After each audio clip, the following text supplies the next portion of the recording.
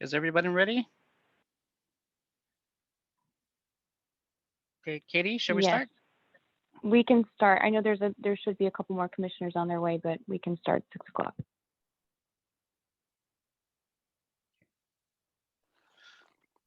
Well, good evening. I call to order the December 1st, 2020 meeting of the City of West Sacramento Parks, Recreation, and Intergenerational Services Commission.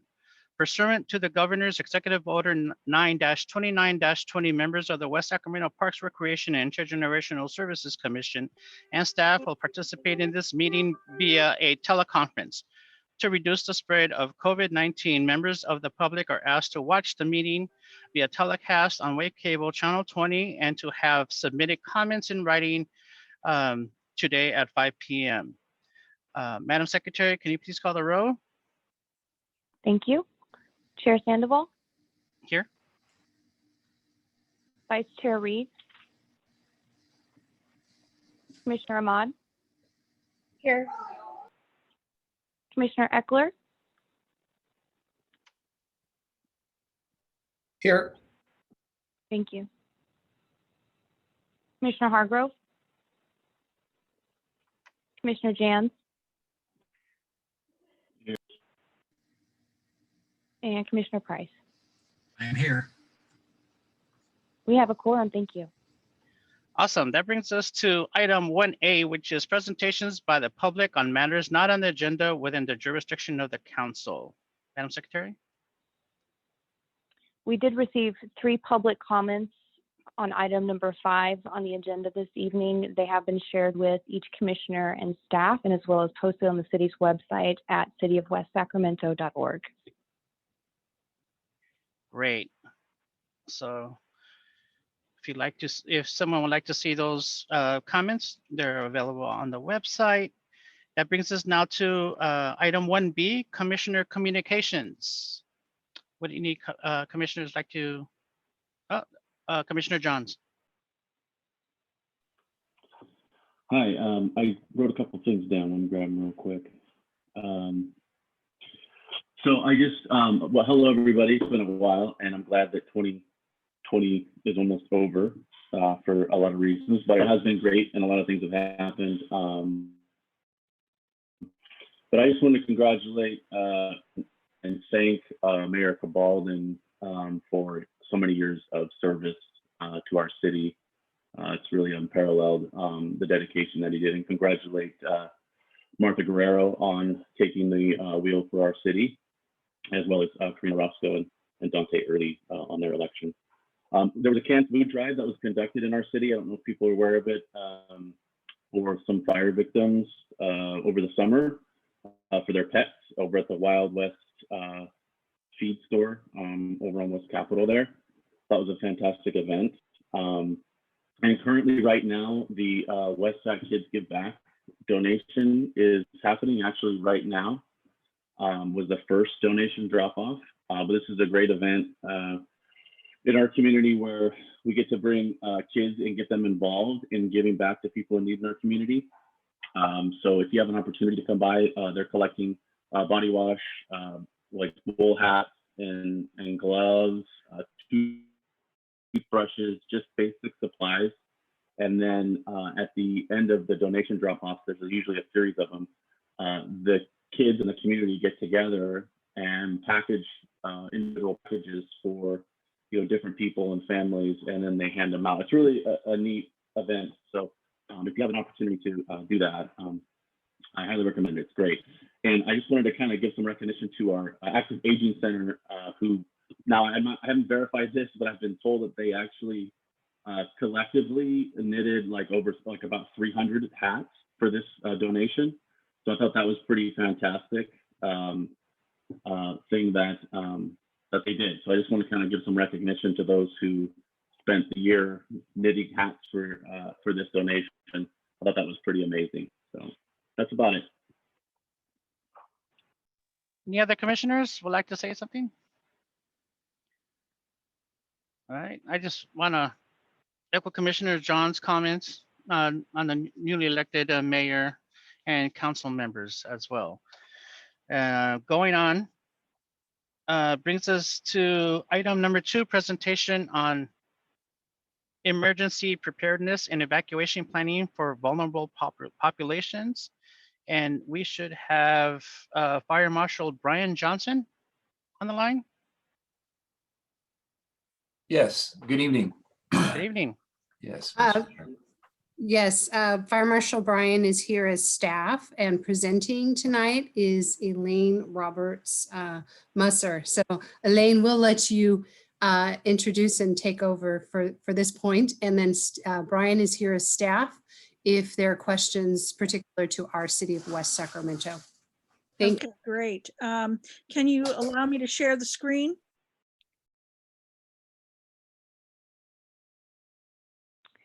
Yes, that option should be at the bottom. If you hover over the bottom, the share screen option, the green one. There we go. Okay. Good evening. My name is Elaine Roberts Musser. I am Vice Chair of the Yolo County Commission on Aging and Adult Services and Chair of the Commission's Emergency Preparedness Subcommittee. Unfortunately, Kate Laddish is in the hospital and could not be with us tonight, so she also would be part of this presentation. So it's just me tonight. Prior to COVID,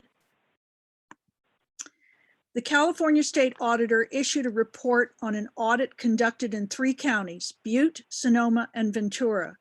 The purpose of the audit was to determine how well prepared each county was to protect vulnerable populations before, during, and after a natural disaster. Each county had recently experienced a deadly and destructive wildfire. The results of the audit were troubling.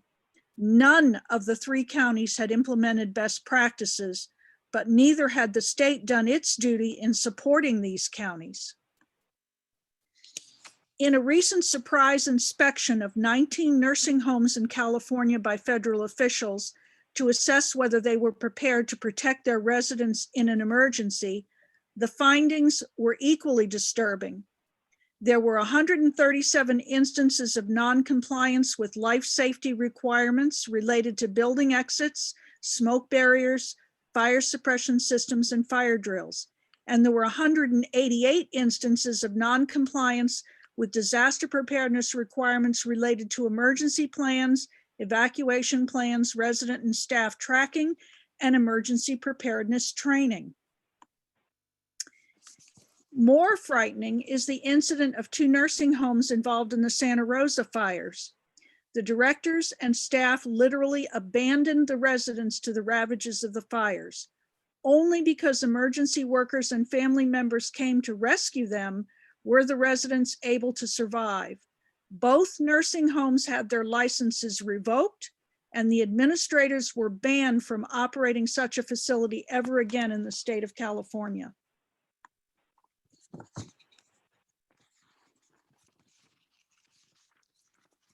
This stark reality prompted Supervisor Jim Provenza to bring the issue of emergency preparedness for vulnerable populations to the Yolo County Commission on Aging and Adult Services.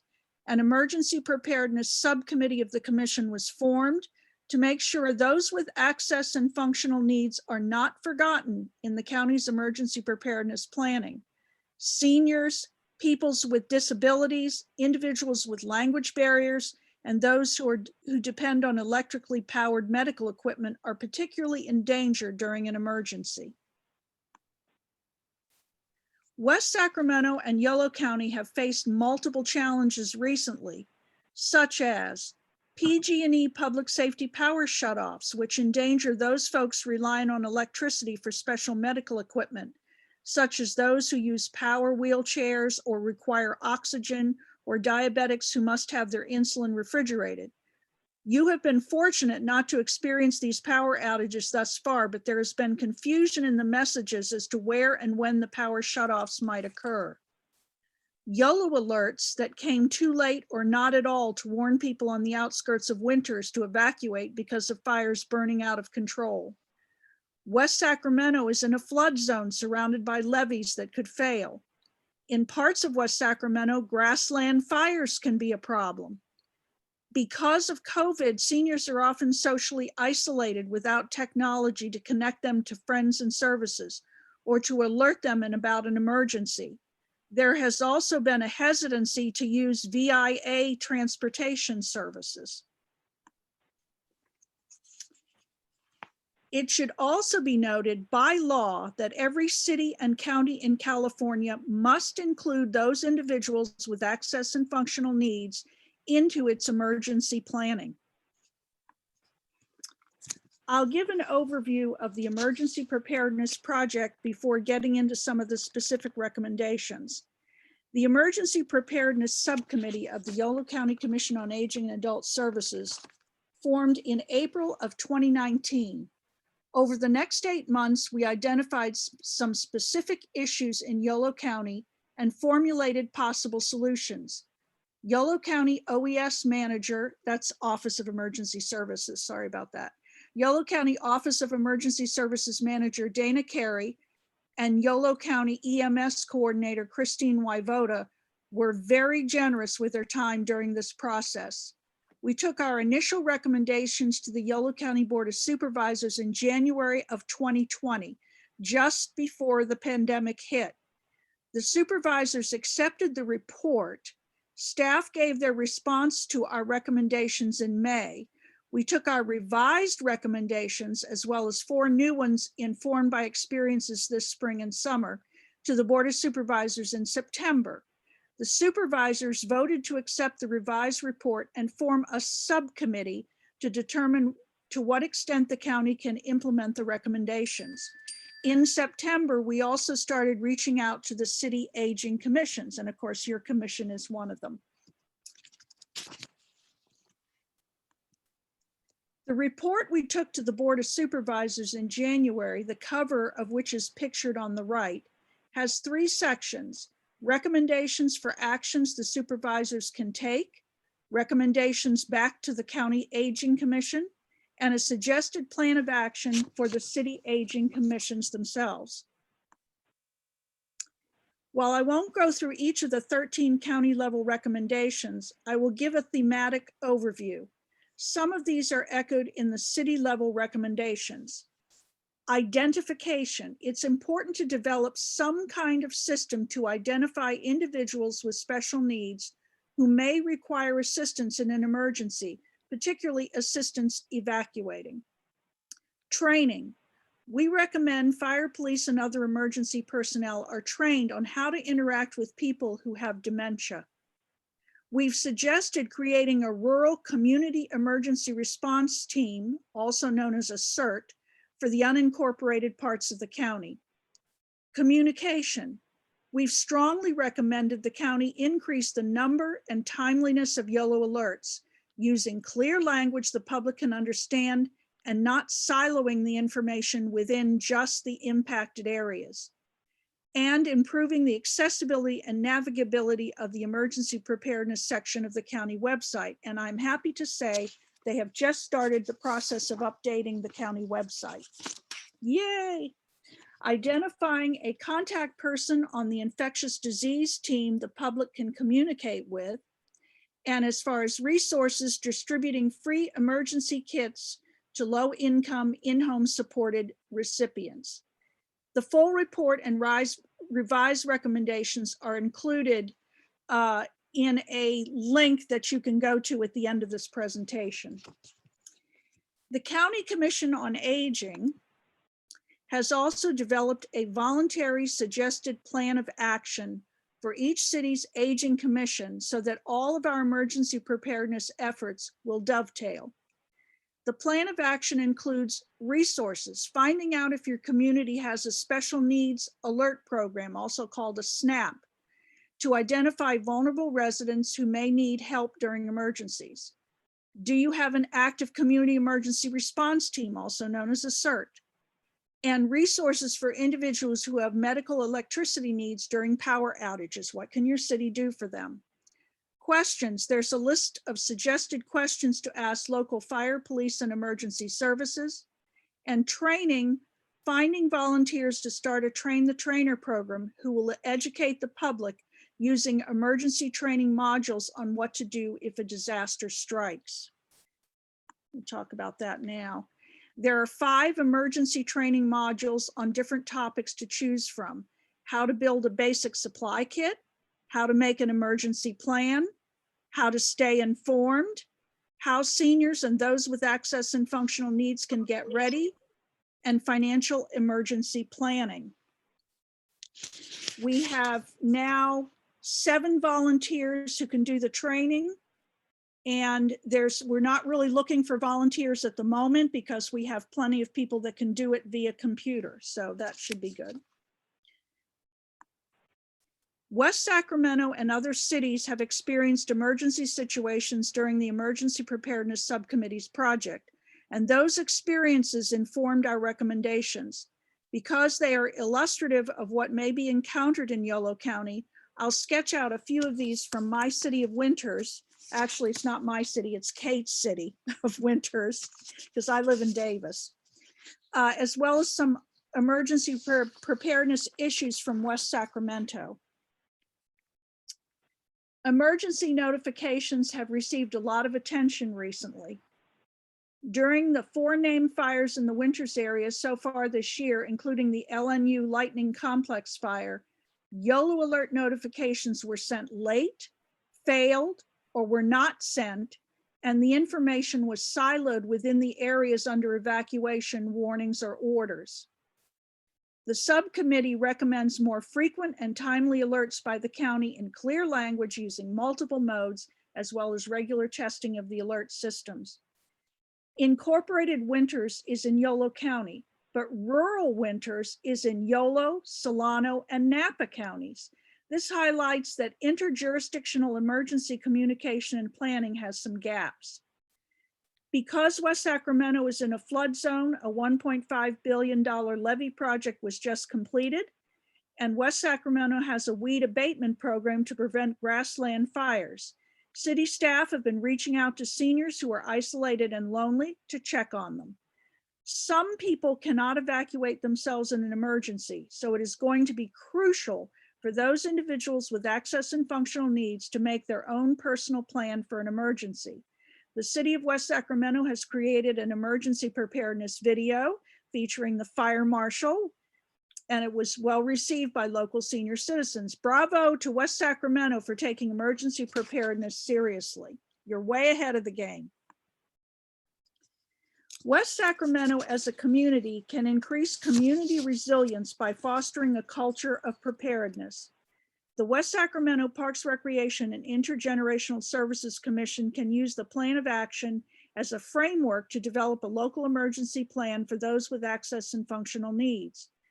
The West Sacramento Parks, Recreation, and Intergenerational Services Commission can make an emergency preparedness presentation to the West Sacramento City Council. The West Sacramento City Council can be encouraged to make emergency preparedness a regular item on the City Council agenda. And your commission can implement the Train the Trainer program to increase residents' knowledge about emergency preparedness. Even though the county's emergency preparedness project focused on vulnerable populations, many of the recommendations are applicable to the full community. The City of West Sacramento is well positioned to learn from recent experiences throughout Yolo County and in its own city environs, and can take a leadership role in increasing emergency preparedness, evacuation planning, and improving emergency response. There are resources available to the West Sacramento Parks, Recreation, and Intergenerational Services Commission and the West Sacramento City Council. I will highlight just a few. Listos California is a new state program designed to help communities establish resilience through building a culture of preparedness. They have free resources available and in multiple languages. The Cal Office of Emergency Services, Office of Access and Functional Needs, has expertise and resources available with a focus on seniors, people with disabilities, people with language barriers, financial and transportation barriers to evacuating, and more. There has been excellent recent media coverage of Yolo County emergencies, including in the Christian Science Monitor, LA Times, and local newspapers, including the Davis Enterprise. Emergency preparedness should always be an ongoing endeavor. After each public safety power shutoff or fire or flood or heat wave, it is crucial to figure out what worked, what didn't work, and make improvements accordingly. It is important not to waste time placing blame, but rather to work together for better outcomes. It is critical to plan ahead, get through a crisis as best the city can, then refine those plans based on shared experiences. Never should we allow ourselves to grow complacent, especially in the face of the recent wildfires, heat waves, and windy days with public safety power shutoffs. Each city has its own unique difficulties, strengths, and vulnerabilities. Davis is a town with a lot of concerned citizens who are ready to roll up their sleeves and do what is necessary to protect its citizens. So is Winters, so is Woodland, and certainly so is West Sacramento. The Yolo County Commission on Aging and Adult Services wants to do whatever we can to help in that endeavor. As Vince Lombardi once said, preparedness is the ultimate confidence builder. Finally, the Emergency Preparedness Subcommittee sought to draw on the experiences of urban and rural Yolo County with representation from the different incorporated cities. These are a list of our members, and you'll recognize Daniel Clayton is from West Sacramento, Wallace Pierce is from Winters, Cindy Unger is from Davis, Siv Winberg was from Woodland, Kate Laddish is from Winters, Sheila Allen is from Davis, and I'm from Davis. So all of Yolo County was represented. And here is the link that you can use to access the report and the articles that I mentioned. Are there any questions?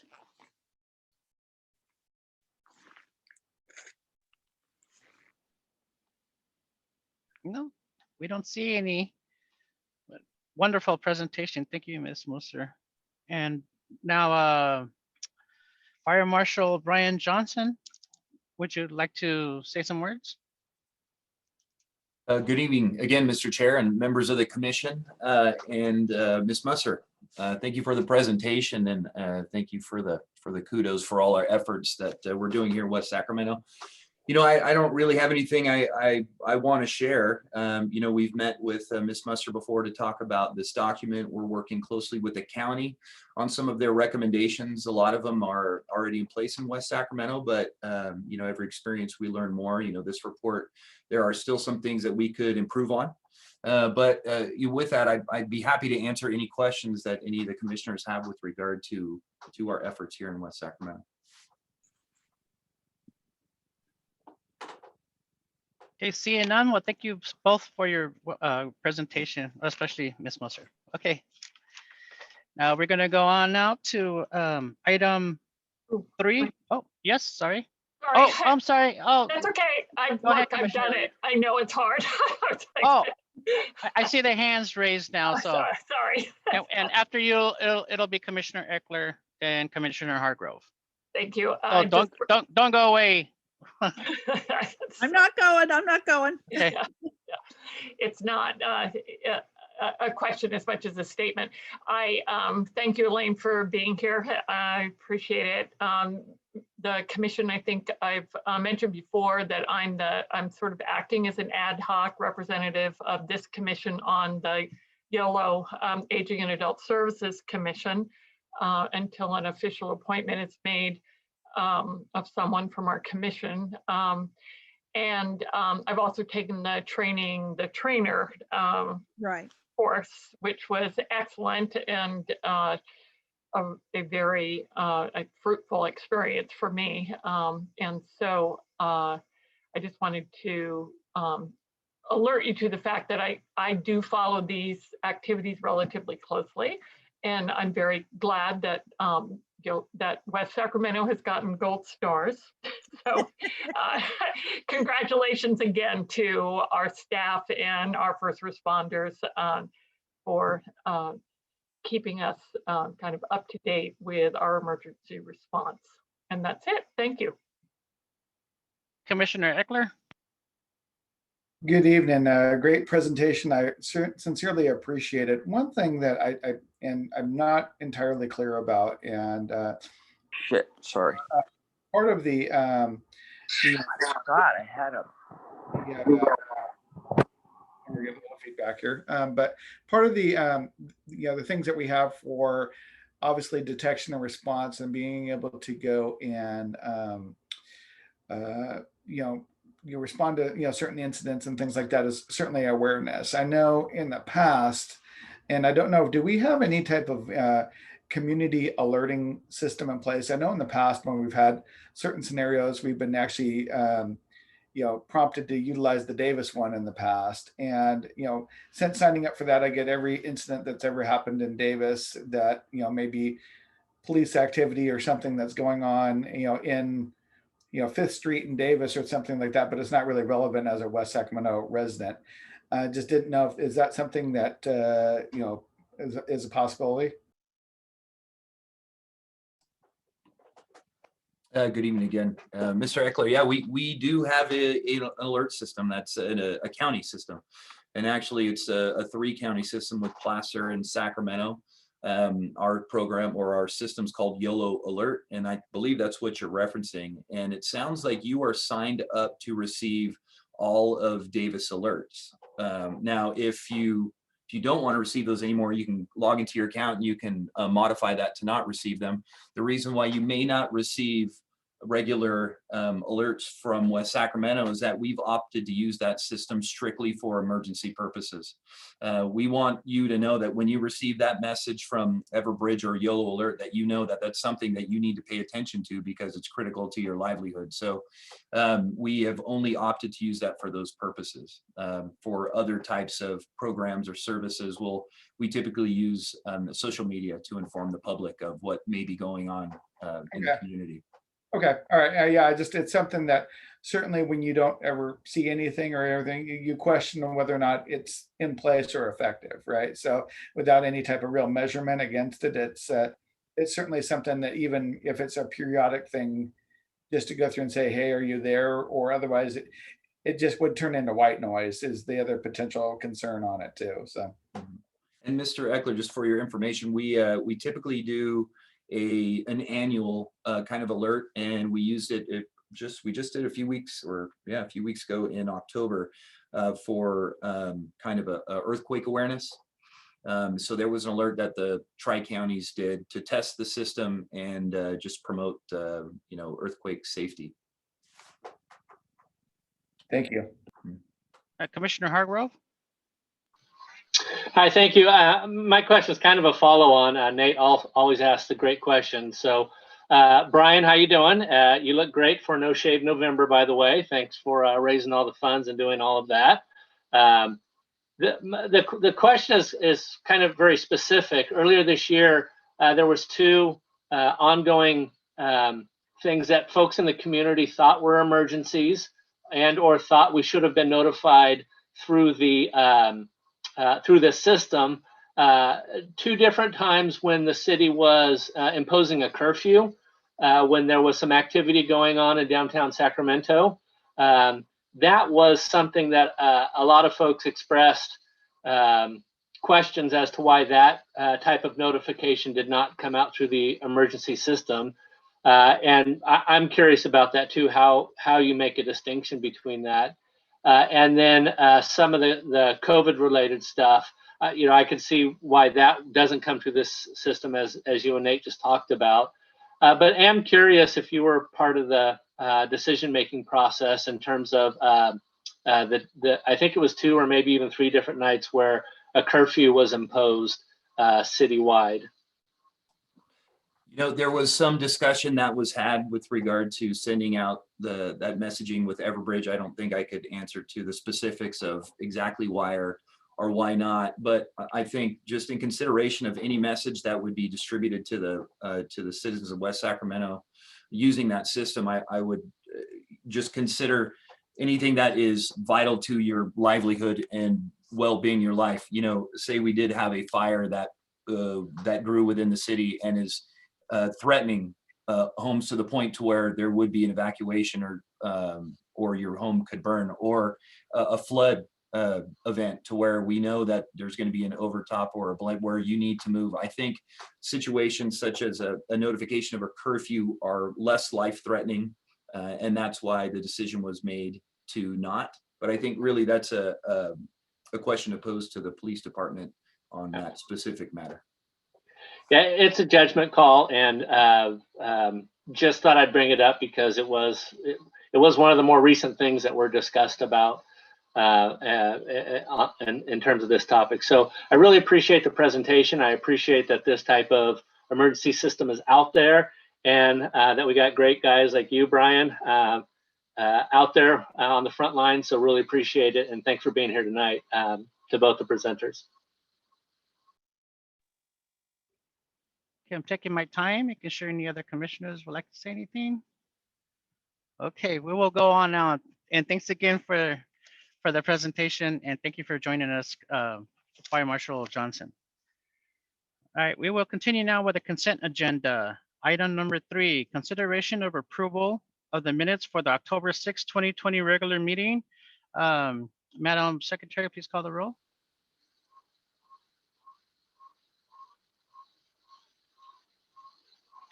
I'll move approval of the minutes. Oh, hold on a second. Thank you. Can you hear me? Yes, Can I you hear me can. okay? Sorry, Perfect. Yeah. I'm sorry, who wanted to entertain a motion? Who was that? Commissioner Hargrove, I move acceptance of the minutes. I'll second. Commissioner Reed seconds. Okay. So that's, Thank you. you got, okay, go ahead. Got that. Hargrove motioned and Commissioner Reed second. And I'll go through the roll call vote now. Commissioner Ahmad? Yeah, sorry. Thank you. Commissioner Eckler? Approve. Commissioner Jans? Aye. And Commissioner Price?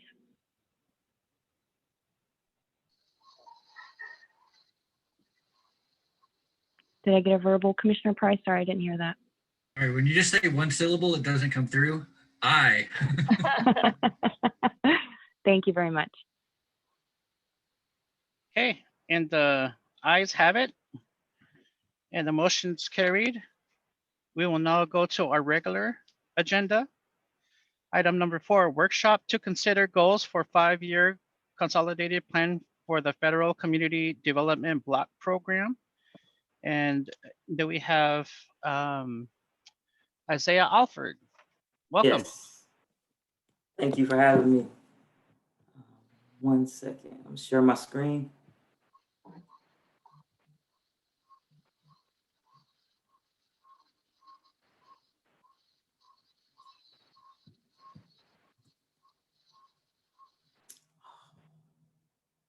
Sorry about that.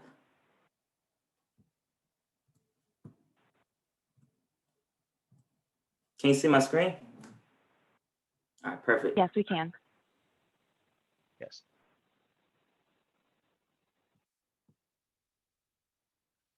Okay. Good evening, commissioners. My name is Isaiah Alford.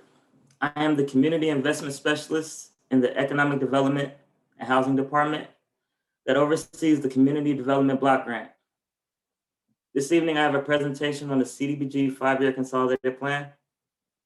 After the presentation, staff respectfully requests direction from the commission on the goals of the 5-year consolidated plan. The primary objective is to review the current 5-year consolidated plan and assist the commission in formulating desired goals for the new consolidated plan. Studies are being shared to shed light on the needs of low-income neighborhoods in our community. In 2016, the city of West Sacramento became an entitlement jurisdiction, which enabled the city to receive funding directly from the U.S. Department of Housing and Urban Development. A requirement of the CDBG program is to develop a consolidated plan, which must occur every 5 years. The 5-year consolidated plan must examine the needs of low-income persons and neighborhoods. As you may recall, CDBG funds must be used to address one of 3 national objectives. The first benefits low and moderate income households at or below 80% of HUD area median household income. The second is the prevention or elimination of slums and blights. The third national objective is an urgent need, which is something unexpected, such as earthquakes, tornadoes, or floods. National objectives were used to establish goals from the current consolidated plan. All of the goals were targeted to meet the first national objective. It is important to note that 70% of the jurisdiction's allocations must be used to benefit the low to moderate income households. The goals for the current consolidated plan sought to reduce the incidence and impact of homelessness, achieve goals in HUD Challenge Grant Fund, Washington Realized, strengthen economic opportunities for lower income households, and affirmatively further fair housing compliance. All goals are planned through activities that fulfill at least one of three national objectives. Goal number one was to reduce the incidence and impact of homelessness. The city committed 2017 and 2018 CDBG allocations totaling just over $1 million to support the development of permanent supportive housing project. This project is scheduled to construct 85 housing units that will specifically target homeless individuals with serious mental illness or those at risk of chronic homelessness. This project is anticipated to be completed in the third quarter of 2021. In 2016, over $443,000 was allocated for the design improvements to a section of the Riverwalk Trail, which connects to I Street Bridge. In 2019, the city completed the $17 million Washington District Sustainable Community Infrastructure Project. In efforts to build upon this progress, the city approved a $766,490 allocation for the E&F Street Frontage Improvement Project.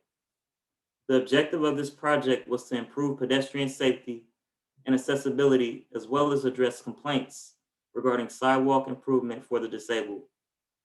Both activities achieved Washington Realized goals. Goal number three was to strengthen economic opportunities for lower income households. In 2019, $60,000 was allocated to fund a micro enterprise technical assistance program for low to moderate income individuals owning or working towards developing a small business in West Sacramento. The Micro Enterprise Assistance Program will provide a series of business development workshops, in addition to individual business and financial counseling. Goal number four was to affirmatively further fair housing compliance. Fair housing services have been funded $21,000 every year of the current consolidated plan. Fair housing education and counseling was provided to low to moderate income households. Multifamily complexes were tested for compliance with fair housing law.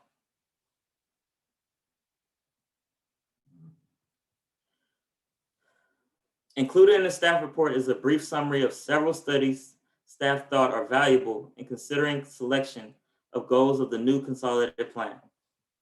The first being the housing element of the general plan, which contains goals and policies that provide direction on key housing issues in West Sacramento. The analysis of impediments is a planning process that was completed in 2020 for local governments and public housing agencies to survey to take meaningful actions to overcome historic patterns of segregation, promote fair housing choice, and foster inclusive communities that are free from discrimination. Washington Realizes focus specifically on urban structure and design, infrastructure, affordable housing, transportation, recreation and historic preservation, and land use. The policy and data gathered from these three big planning documents are the framework for future CDBG projects. As the commission has seen, the CDBG program is a flexible funding source, which allows entitlement jurisdictions to use the money for a wide range of activities. These activities can be acquisition and rehab of affordable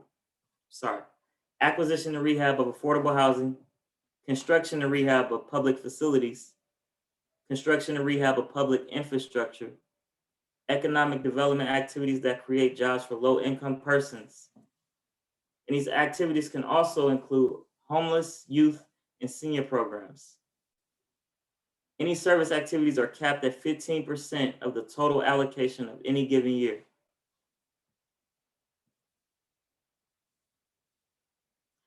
Staff made a presentation to the EDH Commission on October 27th.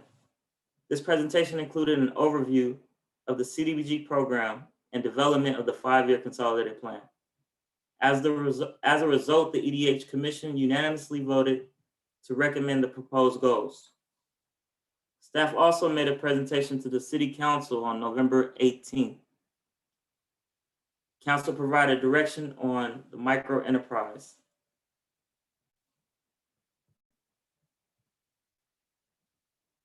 Staff is recommending that the Commission consider the following goals for the new 5-year consolidated plan. Homelessness has been a key focus on the Council's strategic plan for the past 5 years, supported through the use of Measure E funds. Staff is recommending that this continues to be a high priority of the consolidated plan. Inclusive economic development is a part of the Council's strategic plan, which focuses on job creation, economic growth, infrastructure, and supported through the use of Measure N funds. Affirmatively furthering fair housing services is the new state language used for equal opportunity. Implementation of affirmatively furthering fair housing is a requirement of the updated housing element for the city. Based on the input from the EDH Commission, City Council, and planning documents summarized in the staff report, staff is recommending that the Commission consider and provide feedback on the above recommended goals for the new 5-year consolidated plan.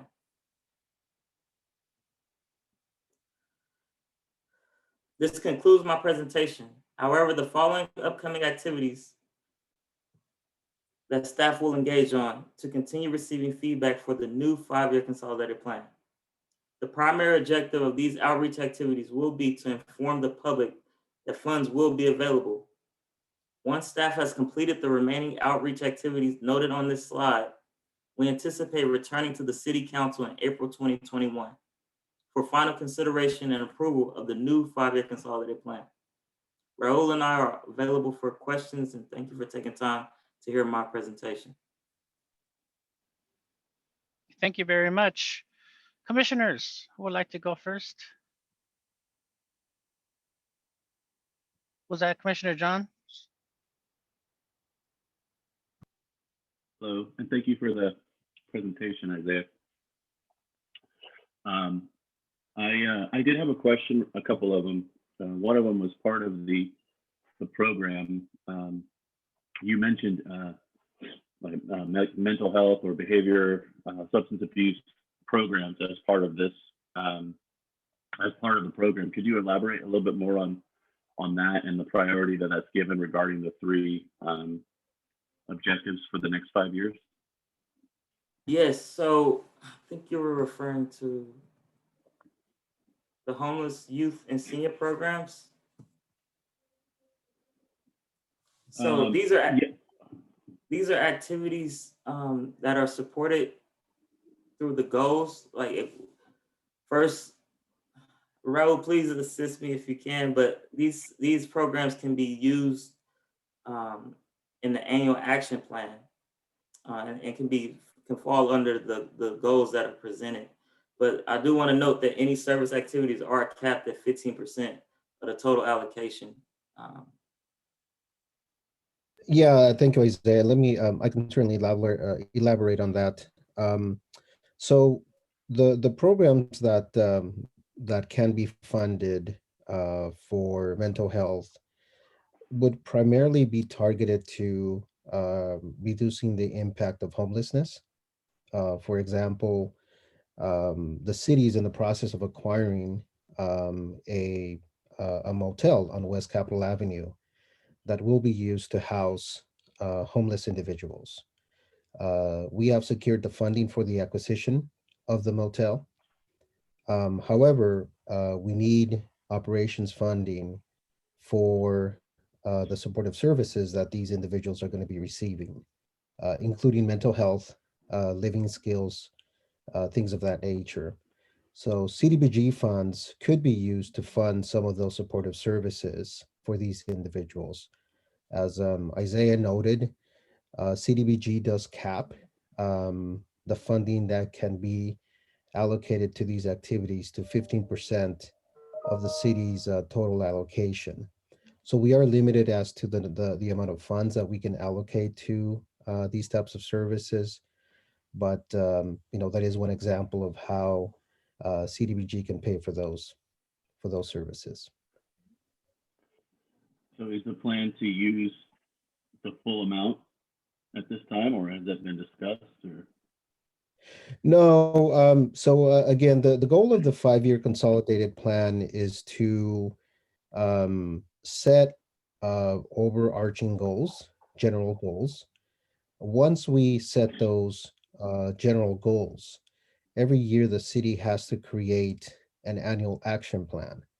The annual action plan is what outlines the specific activities that will be funded for that year's allocation.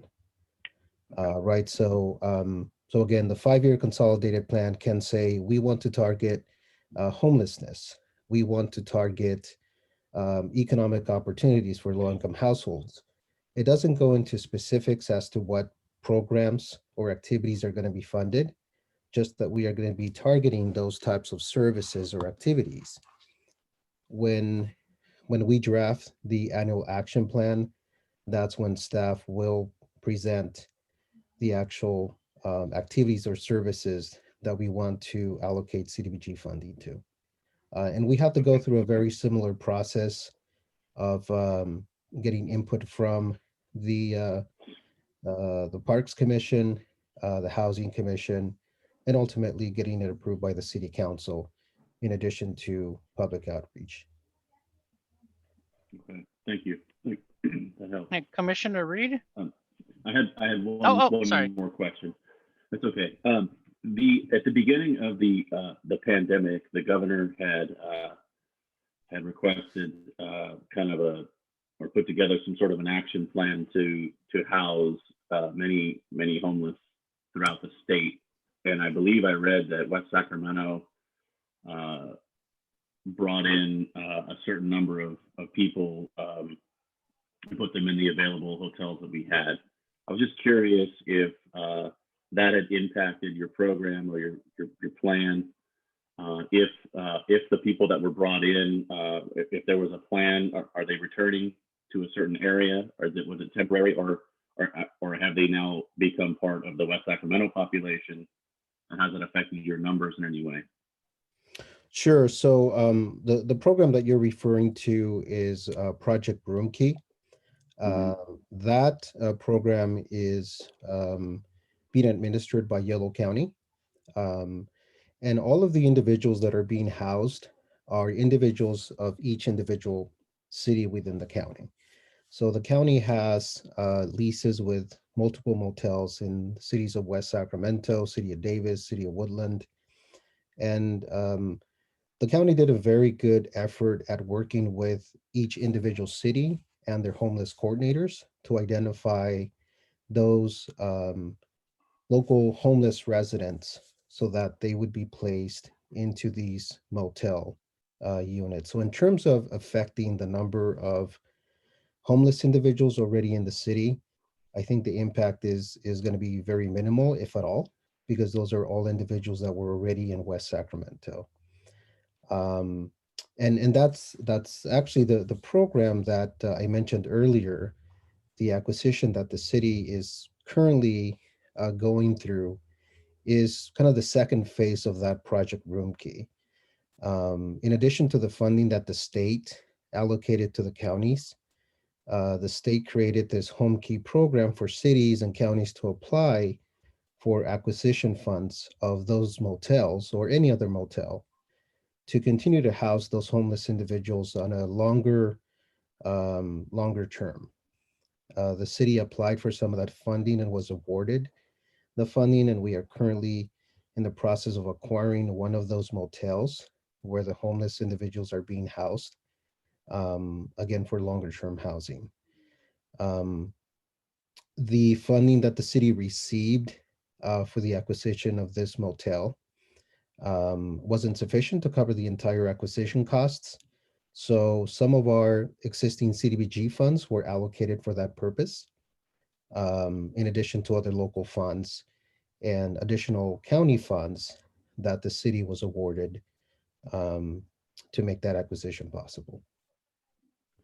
So if I understood correctly, there were no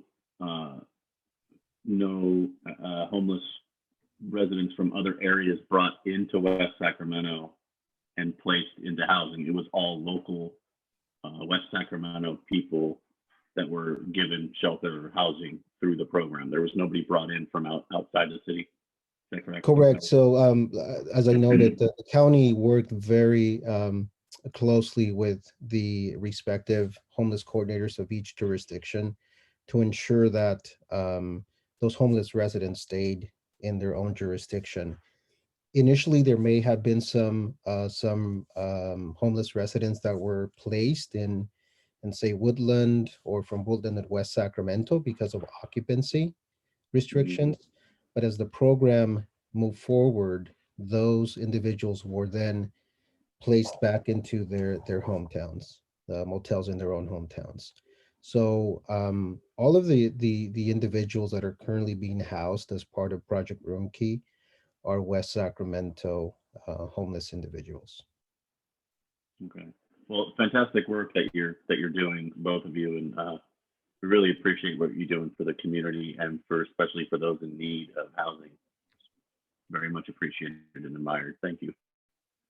Thank you. Commissioner Reed?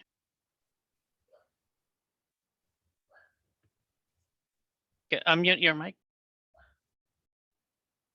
Go. Sorry, I'm not on the ball technically today. I appreciate the work that you all are doing. Again, nice to have West Sacramento in the forefront of these programs.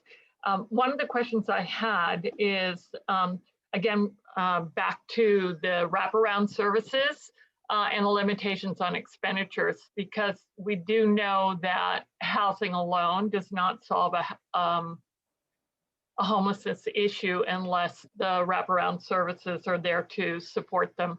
And so I wondered if you mentioned that you had used other sources of funding and other programs, if we are still on that road to supplement the direct housing with some wraparound services, so these folks don't end up back out on the street when these emergency programs subside. Yeah, thank you for the question. So I suspect that we will be looking at that very closely and recommending that we use some of the funding for supportive services, especially for the motel acquisition that we are currently trying to finalize. Like I said, the 5-year consolidated plan doesn't go into that level of detail. It just notes that we want to use some of the funding to reduce the impact of homelessness. Using the money for supportive services falls within that category. Using the money for acquisition of a motel to house those individuals also falls into that category. So yes, it's a very real possibility that the funding source could be used for that purpose. And again, I suspect that staff, depending on the budgets, the operating budgets for that motel acquisition, especially, that it may be one of the recommended activities to fund in the coming years to continue to assist that home key project. Thank you. I appreciate that. We won't be seeing the detail until you have a draft plan, so I look forward to that. I just would comment that in doing so, since we've been at this for 4 years in earnest, that we sort out the best practices where the things that we've been doing have been working and discard the ones that haven't been working. And so I'm always interested in the kind of the evaluation and the metrics, and I appreciate what you've provided insofar as the housing that has been provided and how many have moved on to permanent housing.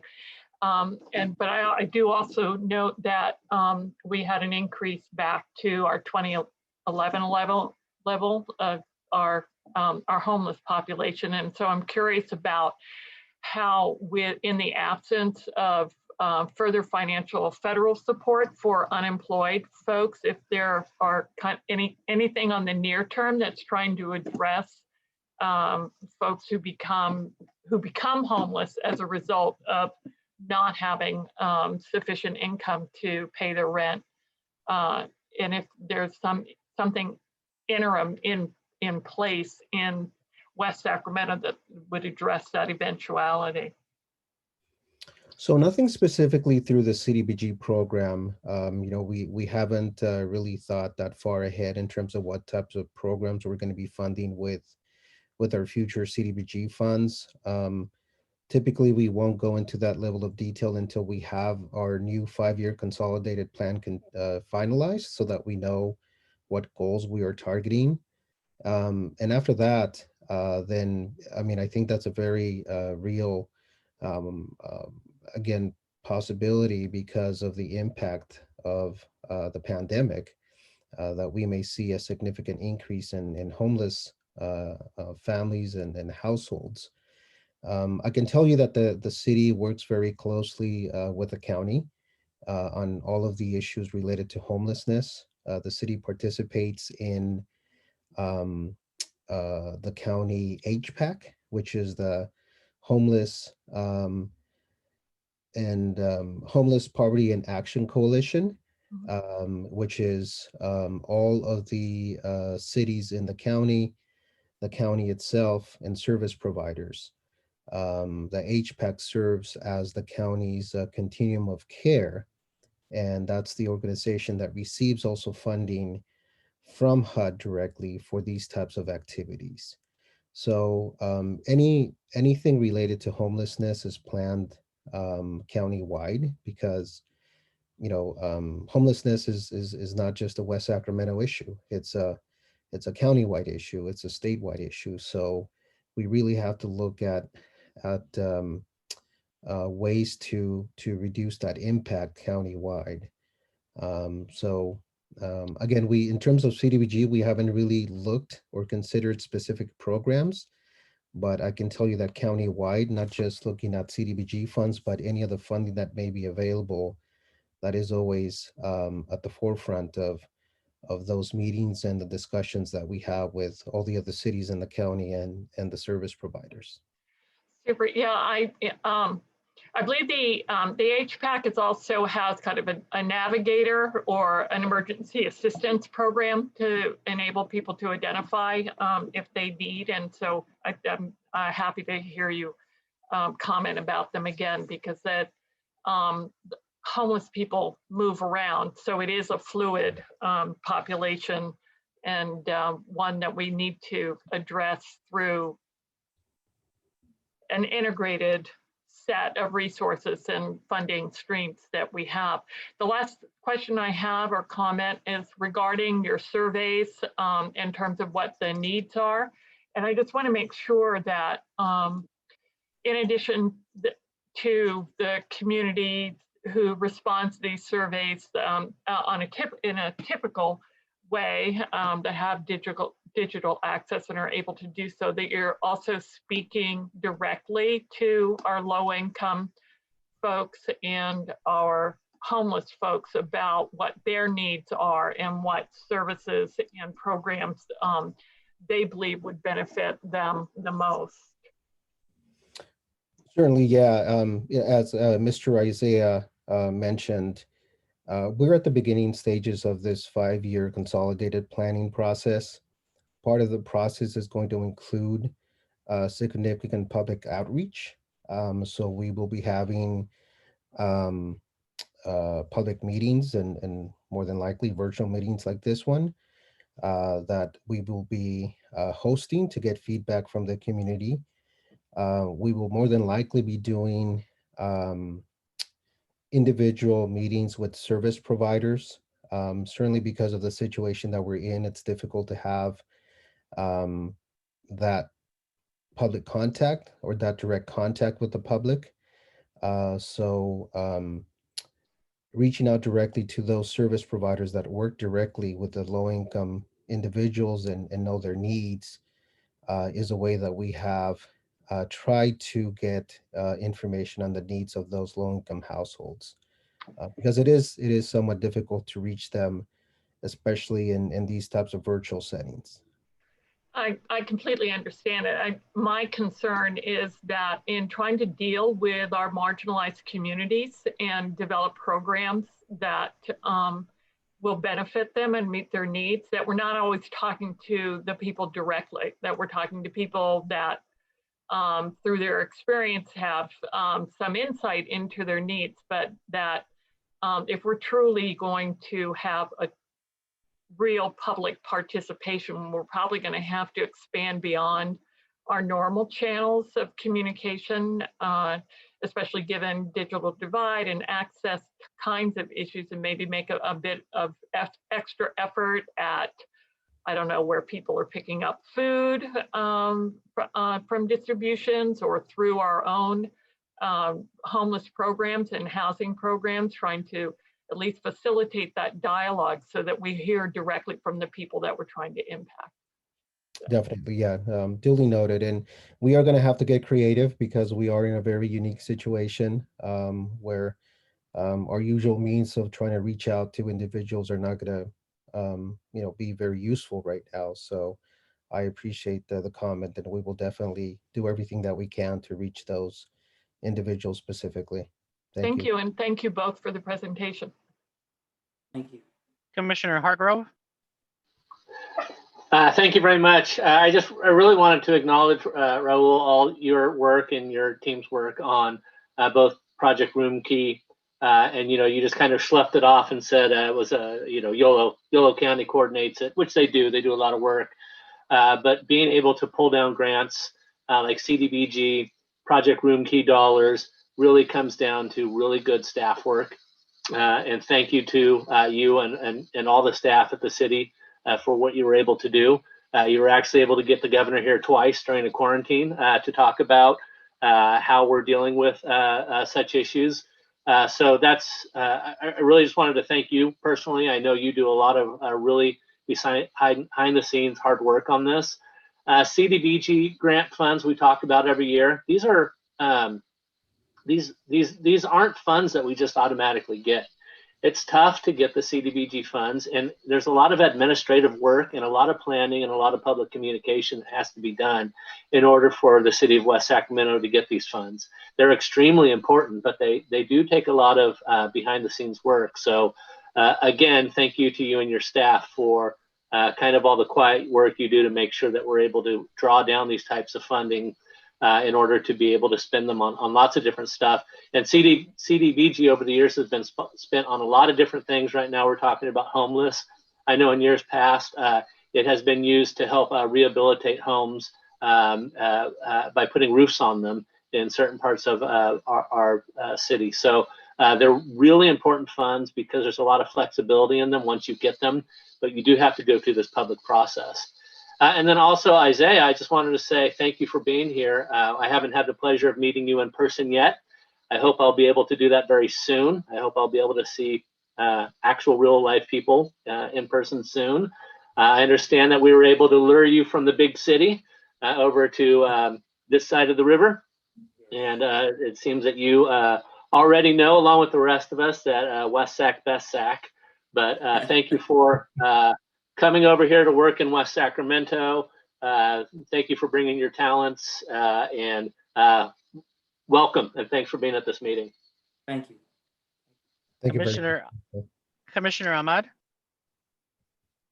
Thank you. Actually, my question was answered, I think, because it had to do with pandemic, and when Suzanne asked it, Raul, you addressed the question very well. So I don't want to have a question, but like Matt and everyone else, I want to acknowledge that I have a lot of gratitude for the work you're doing. This is very informative for me. I've heard about Project Room Key, and just this is helpful to kind of get the kind of the in-betweens, what's happening at the local level. So thank you, Isaiah and Raul. I appreciate it. I know just personally, my kids go to a school that has a lot of unhoused individual families and children. So I see this like not anymore in person, but over the years I've seen this a lot with the kind of families that are impacted. So yeah, I really appreciate all the work that's going into helping folks become stable. So thank you. Thank you. Commissioner Eckler? Raul, Isaiah, I just want to say, great work on this. And again, I know everyone else has kind of chimed in on this, but, really, really appreciative. I have to go and say that, the work that you've gone through and done certainly is well demonstrated, not to say that we don't have homelessness, but, if you go across the river, you can see the impacts of tent camps and other things as well too, that people don't have these opportunities thanks to the good work that that you're doing and creating opportunities to go through and really limit the impact of homelessness. One question I just had kind of up this is that certainly you guys are doing leading edge work and then when we go through and we look at other things that we do in our city, like the Downtown Streets team, we go through and we have the Mercy Coalition, we have other faith-based communities like Center for Spiritual Awareness that go through and like contribute to help mitigate the impacts of this homelessness. Is that being considered just as part of the overall plan and strategy as you're going through and really utilizing this to maybe say stretch the the availability of these dollars to go through and really make that long-term difference? So I think any program that's going to reduce the impact of homelessness is going to be considered every year when it's time for us to go through the annual action planning process. We have to brainstorm and figure out what projects or programs we want to recommend to be funded. Keep in mind that the CDBG funds that we do get allocated every year are, it's not a big amount. We get approximately $460,000 every year. And as Commissioner Hargrove noted earlier, CDBG being federal funds require a lot of administrative work. Yep. So we try to be as strategic as possible to get the most bang for a buck per se. Sure. And try to limit the administrative burden that we do have, because there's a lot of reporting that has to happen. And that's why you can see in the prior projects that have been funded, we haven't been all over the map, right? We've tried to be very strategic and try to stick with the goals in Sure. our current 5-year consolidated plan.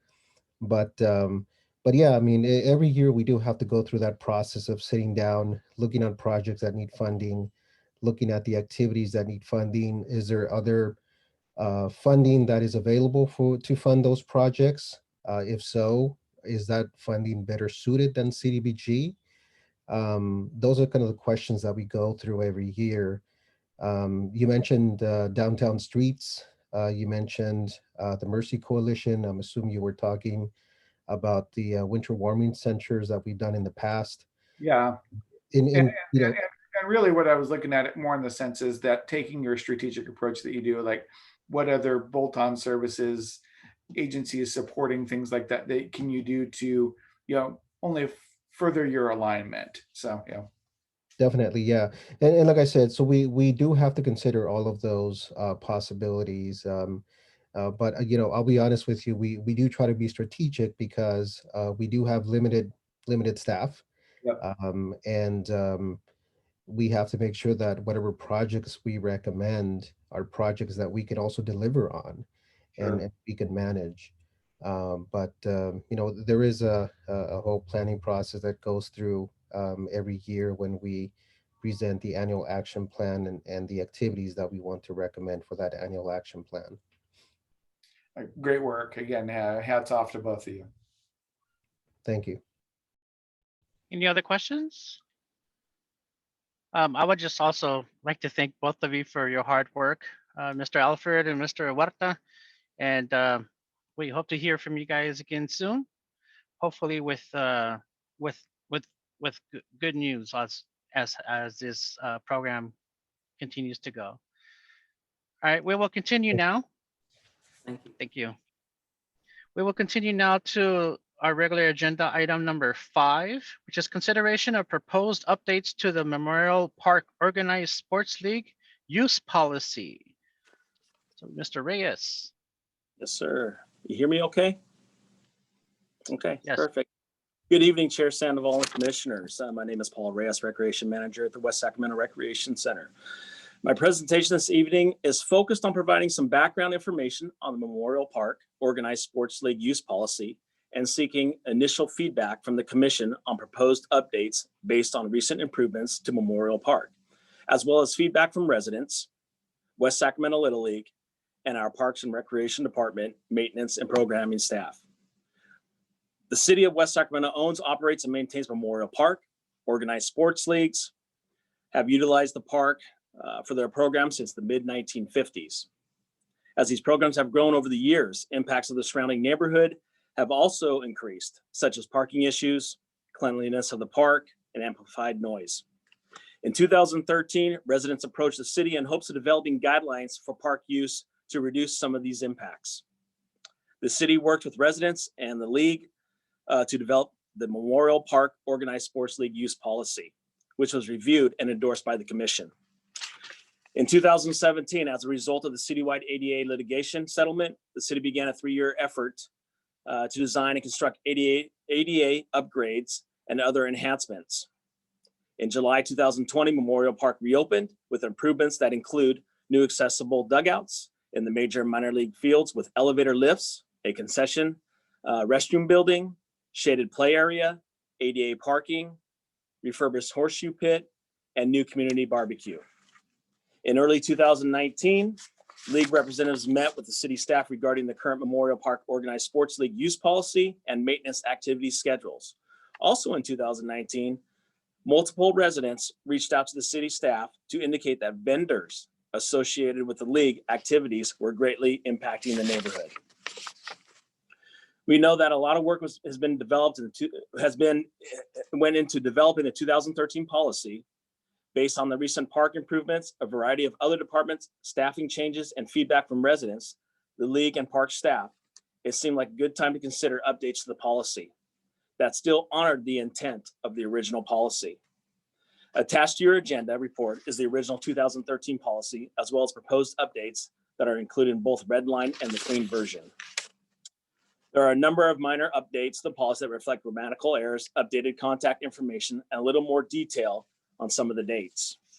More substantial updates are focused on the location of sponsorship banners, locking of the major and minor league fields during the season, securing dugouts year-round, and consideration for events, for special events associated with league activities.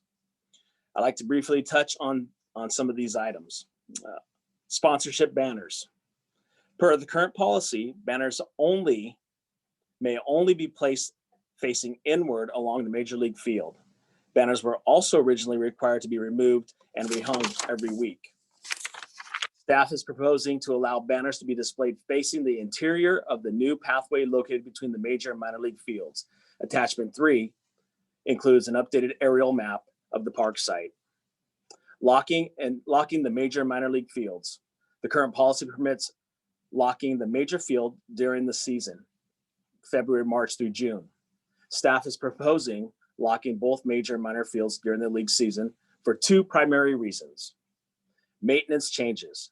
The leagues historically maintained the fields and would repair them prior to each game. This past year, City Parks took on the role, and although the season was canceled due to COVID, the city is now preparing to manage all field preparations throughout the city for the league in 2021.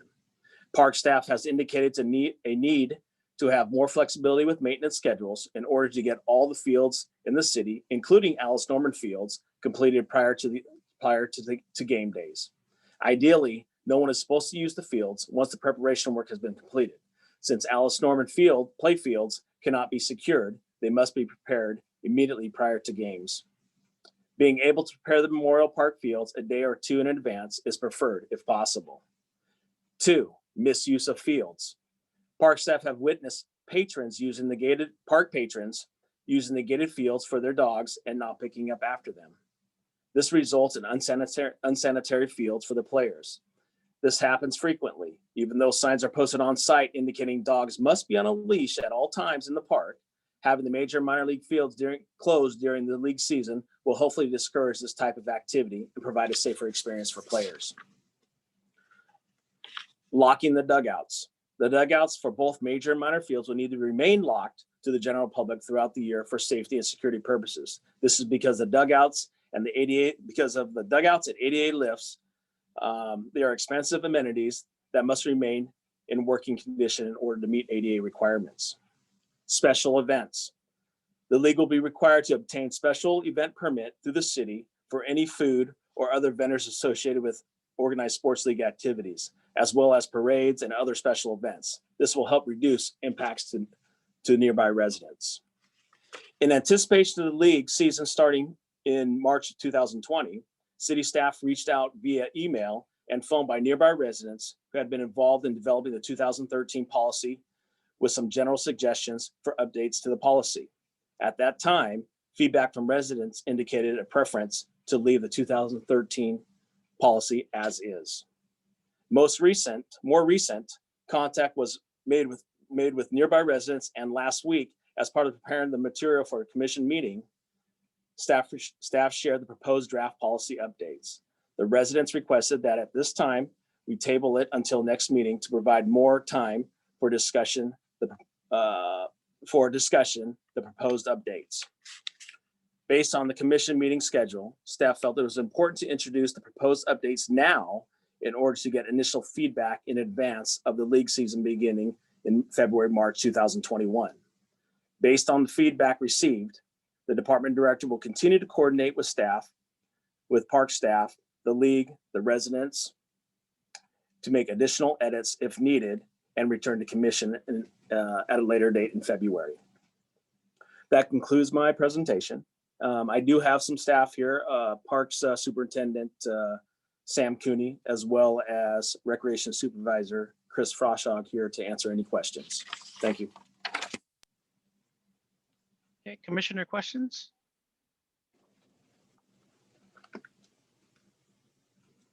Do we have some statements from the public that need to be read on this, or? No. Okay. Full disclosure to the commission and viewers, I'm currently still a part of the West Sacramento Little League board.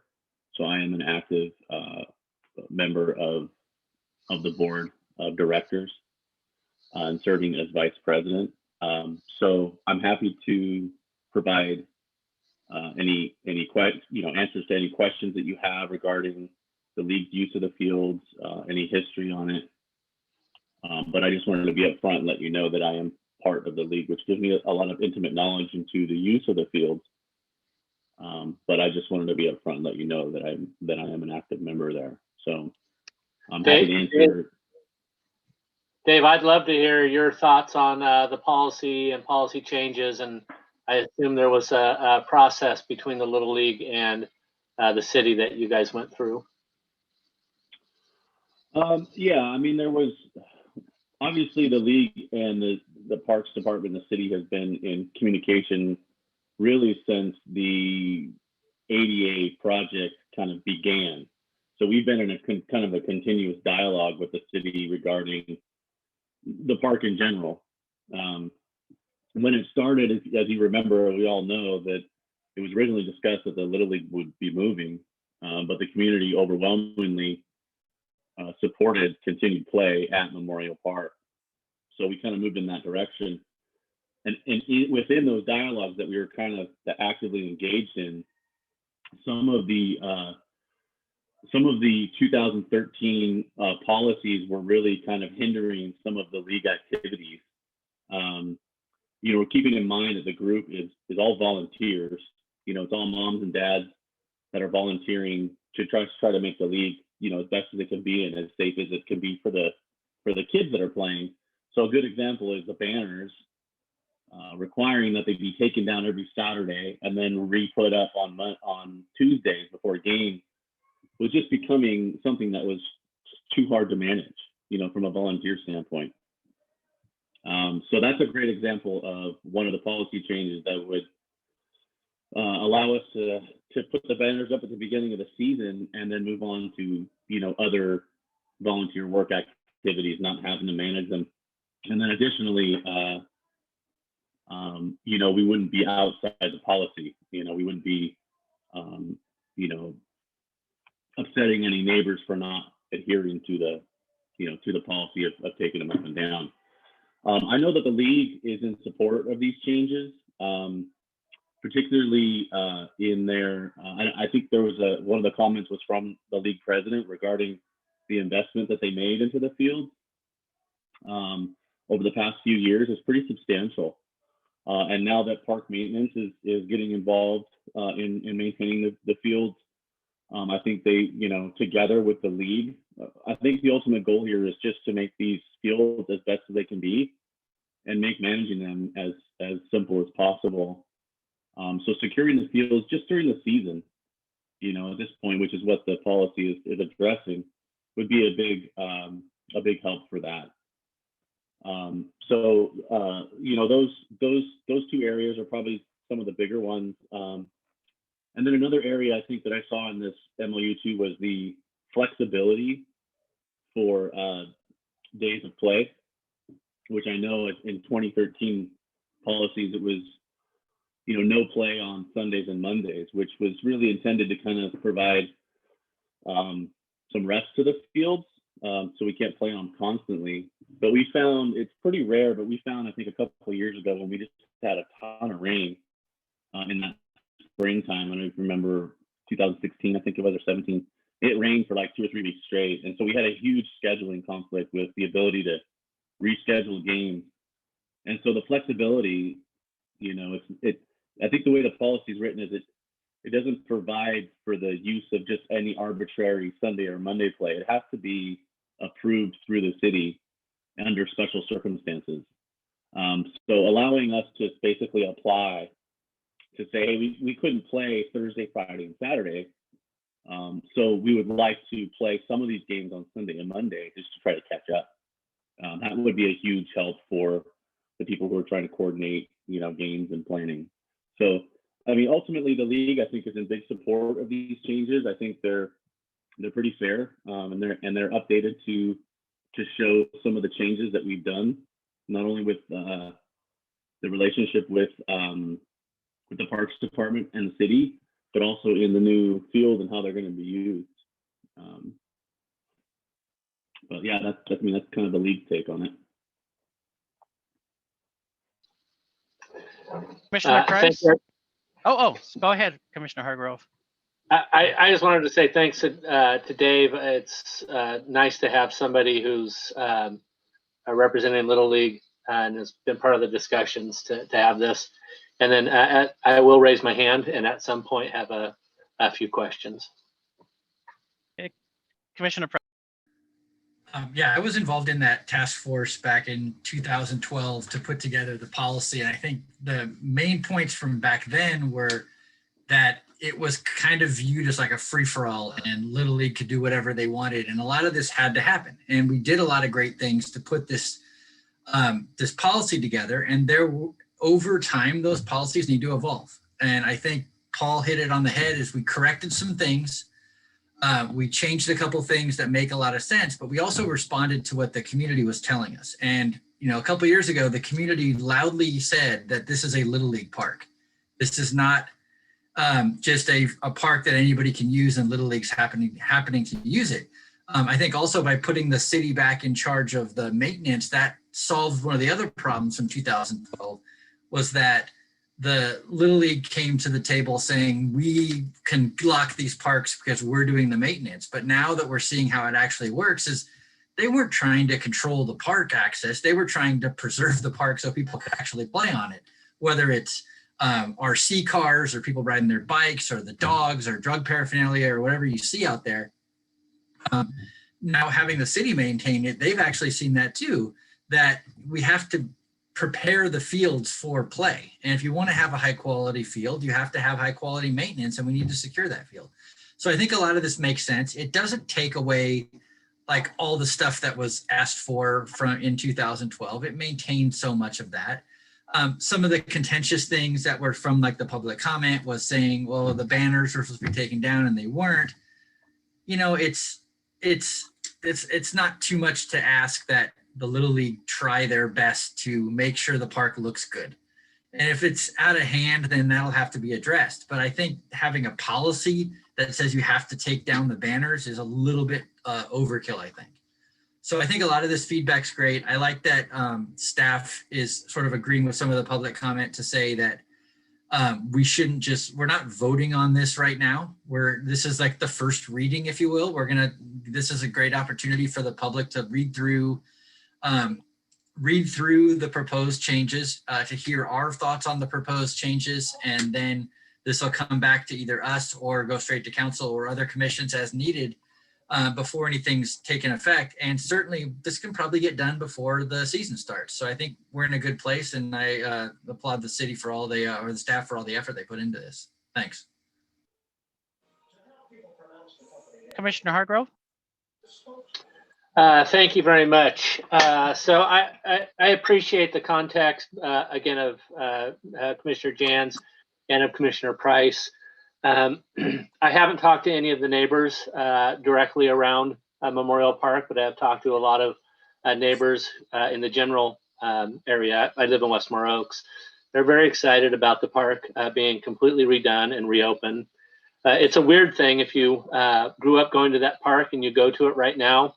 It looks exactly the same, but also completely different. It's kind of weird how the recent upgrades were able to keep what I felt in my heart, whatever those pieces of Memorial Park were.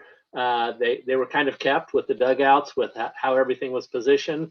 But man, the park looks really nice. In terms of addressing the neighbors' issues, I think they have a really good point.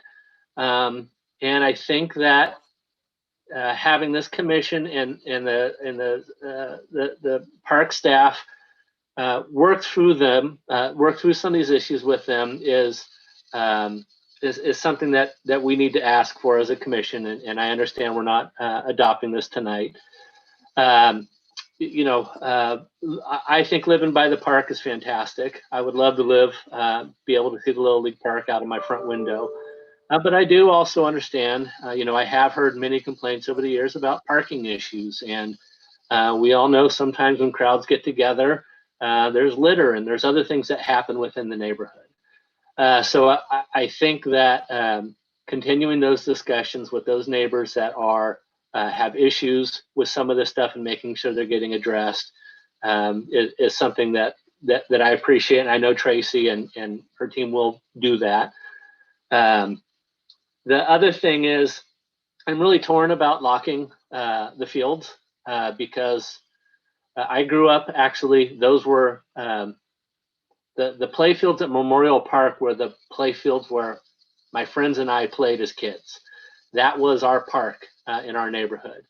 And we played everything from tackle football to ride our BMX bikes around those fields. It's also why I understand having to lock those fields from people playing tackle football in the mud and riding their bikes around the fields, because I know we kind of tore them up a little bit as kids when we did those types of activities. When we used to do Pete Roses into second base after it rained because it was super fun because there was a lot of mud there. That's what kids do. And I understand now, looking back on that, had those gates been locked, we would have moved our football games and stuff elsewhere. There is other fields, other grass there. So I do understand the historical use of those fields. They have been open and they do allow folks. I will say I am guilty of it myself. I have taken my dogs over there and let them run around and fetch the ball because the minor field is open and fenced off. But I shouldn't do that, and I should be modeling good behavior. So this is something, again, that I want to acknowledge. There's been a pattern of use in these fields. They have been open, they have been used by neighbors for things like this. But now that that the city has invested over $2 million in that park, it probably does behoove us to evolve the policies a little bit and to provide some protection of those two fields, the minor, what I call the minor field and the major field. I don't think they're called that anymore. But even the other fields there that aren't fenced off, if you see folks that are doing bad stuff there to the dirt, messing them up, you should ask kids not to do that. So I'm reluctantly with the evolution of the policy. And I know that it cuts off some access to folks who are used to using those fields, but I think during the season, it makes sense to protect those and to protect our investment as a community in that park as a baseball park. We have designated that as the baseball park almost exclusively for the certain age group, and we should protect that field. So I do sympathize with my neighbors who have complained about that, but I also, there's some other nice parts of that park that can be used and that are open every day of the year. And I absolutely agree that the dugout should be locked at all times. Those are very expensive, the ADA elevators in there. And, 12-year-old Matthew Hargrove would have been in there playing on those elevators and pushing them up and down and riding my bike over them and stuff. And, it's probably a smart thing that the city's going to keep those dugouts locked up all the time. So those are my comments. I overall want to say the park looks fantastic, and it's just so sad that we haven't been able to have an actual Little League opening to enjoy the park and have the community there. If not for all the other stuff that's going on, that has been a really bright, shining beacon. I ride my bike past there almost every day, and not because it's on my path home, but because seeing Memorial Park looking so good and having been restored to the great park that it is now really makes me feel great. There's also baseball fields over at Bright Park that are looking really nice too. But I grew up over here by Memorial Park, so it really makes me happy to see that the community stepped up and funded that. So those are my comments, and I do appreciate the folks who, the 2 letters that did come in under public comment. And I hope it isn't being seen that we're ignoring the stuff that you put in there, because again, I think you've made good points, and hopefully some discussion can move on. And in terms of the banners, I actually like walking through the park and reading the banners and seeing who has supported the park. Now maybe that, they come down at the end of the season and go up at some point in the season, but personally, I love seeing who's supporting our local sports. So I'm all for allowing Little League to keep the banners up, and they're up tastefully, and they're nice banners that all match. So those are my comments. Thank you. Agreed. Any other comments, questions, commissioners? All right, well, thank you very much. Oh, you guys were saying we weren't going to vote on this, but we're supposed to entertain a motion to approve the recommendation of the action. So with that, who would like to entertain a motion to Chair approve? Sandoval? Yes. We were just requesting feedback Okay. from commission, so we will continue to coordinate with Little League, with the residents, and come back to you in February with refinements to the proposed updates that reflect our discussions with them. Okay, great, thanks. I was just going off the form here. So with that, thank you very much for Paul Reyes for that update on that, and we look forward to voting on this next year. All right, with that, going on to the regular agenda. Item number 6, consideration of resolution 20-1 setting the time and date for the 2021 regular meetings of the Parks, Recreation, and Intergenerational Services Commission. Just give me 1 second. And those dates for next year are April 6th, 2021, June 1st, August 3rd, October 5th, December 7th, and February 1st of 2022. So who would like to make a motion I'll make a motion to approve. to approve? Okay, that's Commissioner Eckler. Second, I second Commissioner Reed. Commissioner Reed. And Madam Secretary, please call the roll.